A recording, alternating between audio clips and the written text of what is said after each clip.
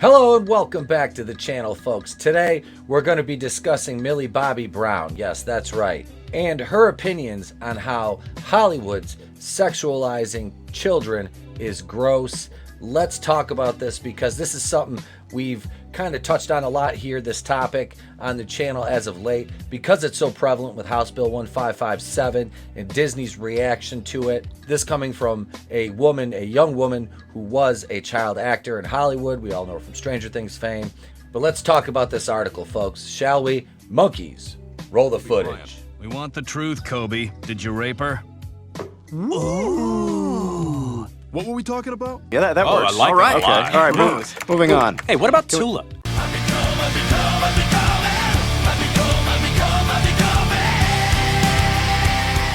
Here we are, we're bounding into comics. This article came out yesterday, but like I said, with the prevalence of its topic in the zeitgeist, I wanted to touch on this article and give you my thoughts as we go along. And you know the drill, leave yours in the comments below. If you're not subscribed, please consider subscribing. Hit the bell for notifications, and so you know when we go live or upload another video like this for one of our many reviews, the WCW series. But that being said, let's dive into the article, shall we? All right, Stranger Things star Millie Bobby Brown describes Hollywood's sexualizing of child actors as gross. Yes, couldn't agree more with this young lady. This article is by Josh Berger. Actress Millie Bobby Brown, best known for her role in the Netflix Stranger Things and Legendary's Godzilla vs. Kong, denounced Hollywood's overtly sexualizing of child actors, describing the practice as gross.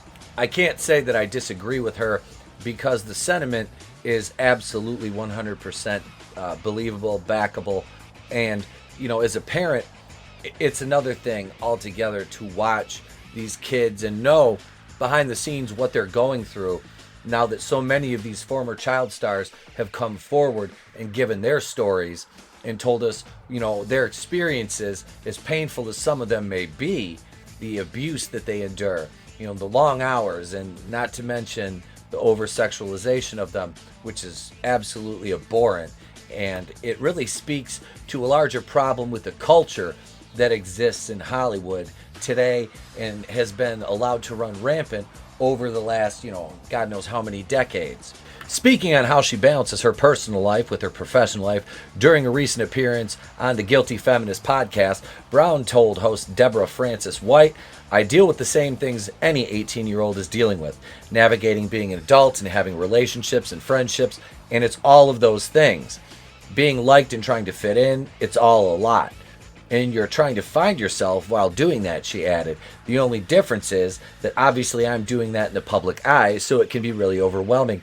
And that's the problem that a lot of these child actors face, is the overwhelming nature of the success and the notoriety. It comes at them so fast and so young that they haven't even been allowed to properly develop mentally yet, and this is thrust on them, and they have to kind of learn on the fly, and it's trial by fire for most of them, which really isn't fair to their mental development. And I believe that speaks to a larger problem why so many of them succumb to substance abuse as a means of coping with dealing with all of the issues they face as child stars. Brown then explained, "I have definitely been dealing with that more within the last couple weeks of turning 18. Definitely seeing a difference between the way people act, the way the press and social media have reacted to me becoming of age," alluding to the way she's been treated by the film industry as a young woman.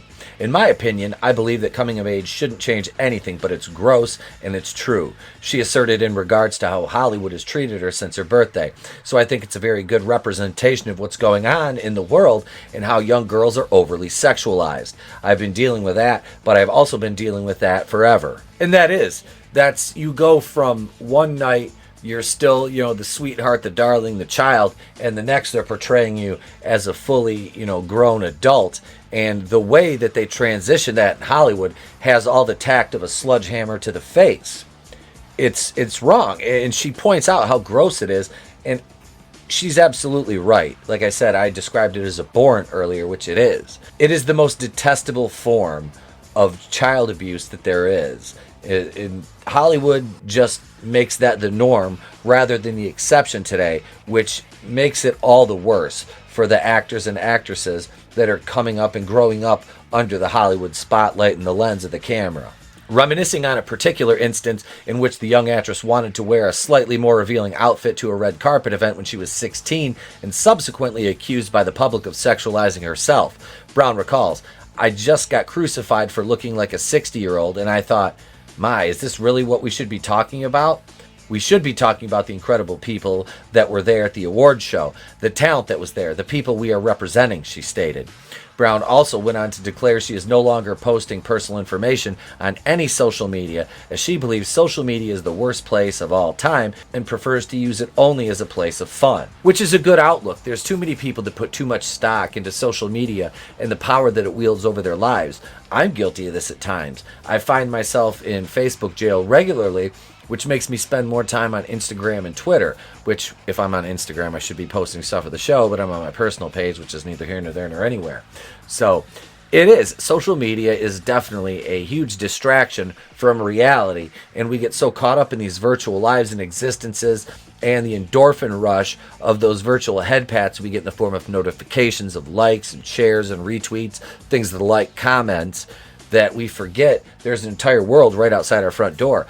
This is the 4th or 5th video I've recorded today, and I literally took a break because it's 75 degrees outside, and I went out and I waxed my Jeep. So it was like, I need to just get outside for a little while, which I'm going to go out and do the windows and tires after I record about 3 or 4 more.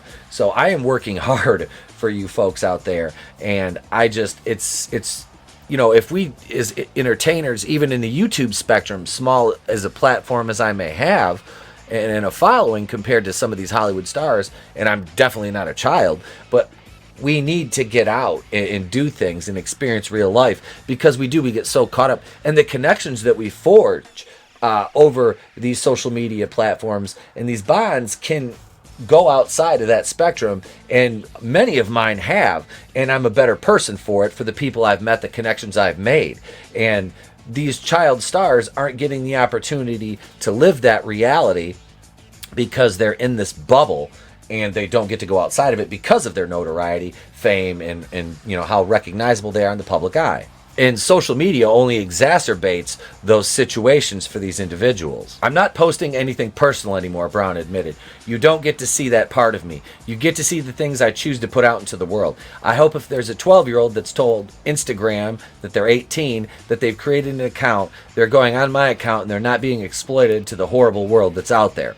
As of writing, Millie Bobby Brown has over 48 million followers on her personal Instagram account, which she has used to promote her upcoming films like the Netflix crime drama Enola Holmes 2, her own line of beauty products, and occasionally do some left-wing activism by throwing support behind questionable organizations like The Conscious Kid and Black Lives Matter. So there you have it, folks. The words, the thoughts of Millie Bobby Brown about Hollywood sexualizing children, drawn from her own personal experience.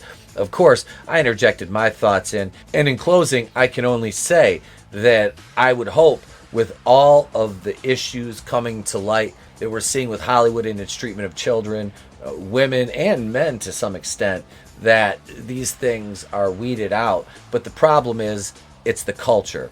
It's a pervasive culture in Hollywood that's not only been allowed to exist, but to flourish under, you know, the cloak of secrecy. And it's out in the open now because of social media, because of the 24-hour access news, and it's really shed light on a problem that's existed since Hollywood probably, you know, came into existence. So we need to, you know, be cognizant of that and take our support away from people who are perpetuating these crimes, because that's what they are, let's not mince words here, against children in the most important stage of their mental and as well as physical development. So that's it for me, gang. I'm Tepokuin of the Place to Be Reviews. I've been here with all of yous. If I don't see you, have a great day, a pleasant tomorrow, and I'll catch you on the next one. Oh, yeah, I almost forgot to tell you. Do you want to send us stuff? Because this is how you send us stuff. We have a P.O. Box now. That's right. P.O. Box 924, Prudenville, Michigan 48657. If you have anything you'd like to send in to the Place to Be Reviews, that's where it goes, and that's where your packages will be coming from as well when I ship things out to you, my Kazooians. I could do